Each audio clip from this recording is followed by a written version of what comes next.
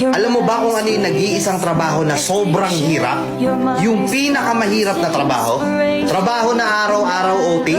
Trabaho na araw-araw paggising mo pa lang kailangan tatrabahuhin mo na? Trabaho na walang pahinga? Trabaho na walang sahod? Merong ganyan.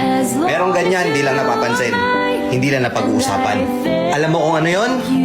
Pagiging housewife. Di ba? Pagiging may bahay. Pagiging isang ina. Totoo, di ba? Nananawagan ako sa lahat ng nanay dito, lahat ng may bahay dito, lahat ng may anak dito. Panoorin nyo tong video na to kung tama lahat ng sasabihin ko. Napakahirap pala talaga maging isang housewife, ano? Paggising mo sa umaga, mag-aasikaso ka, naglilinis ka ng bahay habang nag-aalaga ka ng bata, ikaw magbabudget ng binibigay sa'yo ni mister na sahod niya. Naubos na yung oras mo araw-araw, matutulog kang puyat, gigising kang pagod. Tapos bukas ganun ulit. Aasikasuhin mo yung bahay, aasikasuhin mo yung bata, magluluto ka, maglalaba ka, maglilinis ka, mamamalansya ka, maghuhugas ka ng pinagkainan, ikaw gagalaw sa buong bahay. Tapos ano kapalit? Pag-uusapan ka ng ibang tao, palamunin ka lang daw.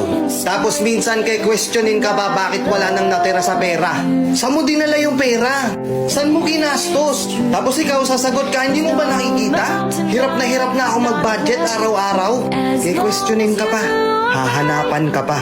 Wala kang choice kundi gawin yung mga trabaho na yun araw-araw. Kahit na minsan marami kang naririnig na pinag-uusapan ka, napakadali lang naman yung ginagawa mo, nasa bahay ka lang naman. Hindi naman ikaw yun.